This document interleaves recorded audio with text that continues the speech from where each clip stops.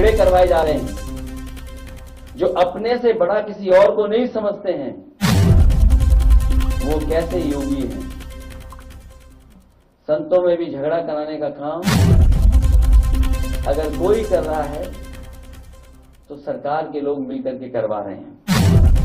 हमारे यहां कहा जाता है कि जो जितना बड़ा संत होता है, ये हमारी परंपरा रही है जो हम लोगों ने सीखी और समझी है और जानी है, कि हमारे यहां कहा जाता है कि जो जितना बड़ा संत होता है वो उतना ही कम बोलता है, और जब बोलता भी है तो जन कल्याण के लिए, इसलिए उसके वचन प्रवचन कहलाते हैं।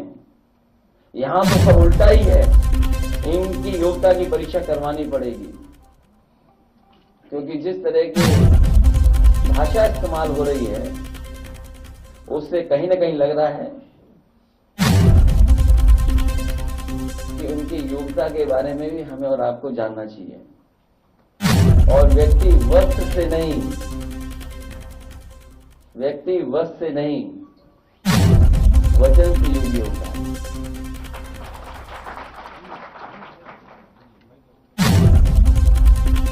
जो लोग हमेशा अमृत काल को याद दिलाते हैं, ये आजादी का नहीं बर्बादी का अमृत काल है, और नकारात्मक लोगों का भी। कलयुग में सब उल्टा होता है, ना तो समझो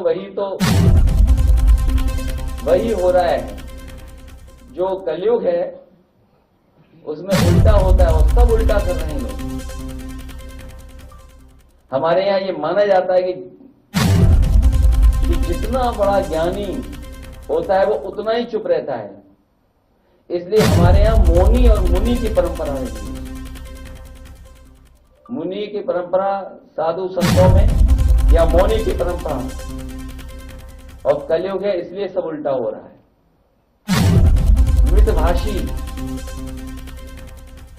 मितभाषी वाचाल बन गए हैं आजकल,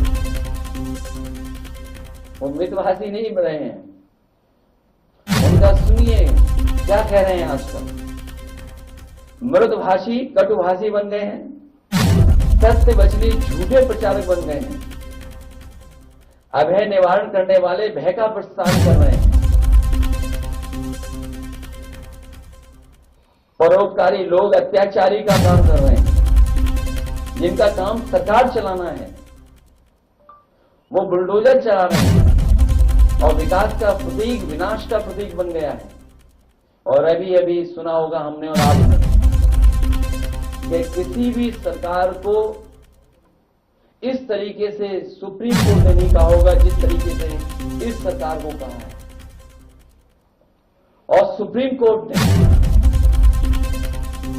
जो कहा, ये पहली बार ऐसा हुआ है कि देश में पहली बार सुप्रीम कोर्ट ने बुलडोजर एक्शन के खिलाफ उत्तर प्रदेश सरकार पर 25 लाख का भारी भरकम जुर्माना लगाया।